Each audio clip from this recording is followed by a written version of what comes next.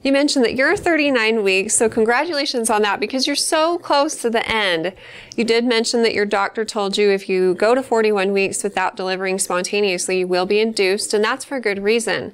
The placenta has an expiration date. It's just not stamped somewhere where we can see it, but we do know that its peak life is about 37 weeks, and after that, it kind of stops feeding your baby as well as it should, and nothing good happens after 41 weeks. So generally speaking, a mother is the best incubator for their baby, but not after that point. We want to get them out because they will do better out than they would in. So that's your ultimate due date. But the fact that you haven't delivered yet is totally normal. In fact, a lot of moms make it to like 39 and a half to 40 and a half weeks. And that's actually good. Babies do best when they're born after 39 weeks. And so the chance of your baby having a good outcome is great. So that's the good news. But as for labor, your body usually goes through this ripening process in the weeks to days leading up to delivery, where your body releases hormones called prostaglandins, and they ripen your cervix. That's the actual medical term we use. So if you went to the store and looked for a ripe peach, what do? You squish them all and try to find the softest one because you know that that one's probably going to be ripe and juicy and sweet. So a cervix, until it's ripened, is way far back in your pelvis. It's thick and it's hard in consistency. And as those prostaglandins work on the cervix, it softens, it starts to move forward in your pelvis and begins to thin out. Then at some point, there's no way to predict when this will happen, your brain will start to release oxytocin, which is a hormone that causes your uterus to contract. And once you start having regular and intense contractions, then your cervix will respond by dilating as long as it was ripe prior to having all of those contractions. Now, enough contractions can ripen your cervix, but if you start having regular and intense contractions on a cervix that's not ripe, then it's going to be a long time probably before you dilate, especially if it's your first baby, because the cervix has to soften, move forward, and thin out, and then it will start to dilate.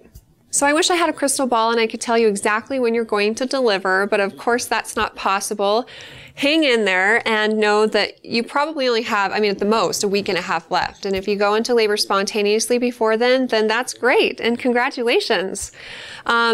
Here's what you should look for and when you should go to the hospital. If you have contractions that are 4 to 5 minutes apart, and that's been going on for at least a couple of hours, whether you're resting or moving around, that's a good sign that it's the real deal and you should go get checked out. Also watch for vaginal bleeding, and if you see any bleeding, go in, whether you're contracting or not. Watch for leaking of fluid. That might be an indication that your water's broken. And again, whether you're contracting or not, you go in and get checked for that.